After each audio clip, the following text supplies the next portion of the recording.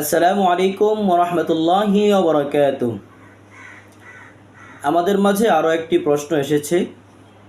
আমি যখন ফার্মেসির দোকানে বসাছিলাম তখন এক ব্যক্তি এসে আমাকে প্রশ্নটি করেছিল, মুফতি সাহেব হুজুর, রোজা রেখে কি ইনসুলিন নিতে পারবো? একই প্রশ্ন আমরা যখন ইফতা বিভাগে পড়ি তখন আমাদের শায়েখের কাছে সেই প্রশ্নটি এসেছিল, আর শায়েখ আমাদের মাধ্যমে সেই তামরিনটা করিয়েছিলেন। আমি সেই তামরিনের উত্তরটাই আপনাদের মাঝে উপস্থিত করছি। নাহমাদুহু ওয়া নুসাল্লি আলা রাসূলিহিল কারীম। হ্যাঁ, রোজা রেখে ইনসুলিন নিতে পারবেন, কেননা এর দ্বারা রোজা ভঙ্গ হয় না। কথাটা আবার শুনবেন, রোজা রেখে ইনসুলিন নিতে পারবেন, কেননা এর দ্বারা রোজা ভঙ্গ হয় না।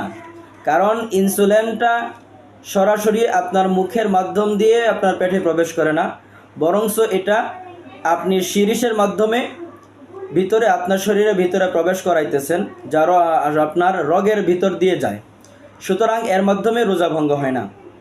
এই মাসালাটি বর্ণিত হয়েছে ফতোয়া হিন্দিয়া 1 নম্বর খণ্ডে 266 নম্বর পৃষ্ঠা, এবং ফতোয়া মাহমুদিয়া 15 নম্বর খণ্ডে 179 নম্বর পৃষ্ঠা, ফতোয়া রহিমিয়া 7 নম্বর খণ্ডে 263 নম্বর পৃষ্ঠা, এবং এমদাদুল ফতোয়া 4 নম্বর খণ্ডে 281 নম্বর পৃষ্ঠা, এবং আপকি মাসাইল আর উনকা হল কিতাবে 3 নম্বর খণ্ডে 276 নম্বর পৃষ্ঠায়, ফতোয়া কাজী খান 7 নম্বর খণ্ডে 130 নম্বর পৃষ্ঠায়, ফাতহুল কাদির কিতাবে 2 নম্বর খণ্ডে 335 নম্বর পৃষ্ঠায় এই মাসালাটি বর্ণিত হয়েছে।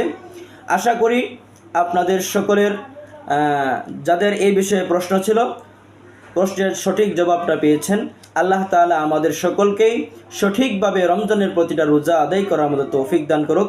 আসসালামু আলাইকুম ওয়া রাহমাতুল্লাহি ওয়া বারাকাতুহু।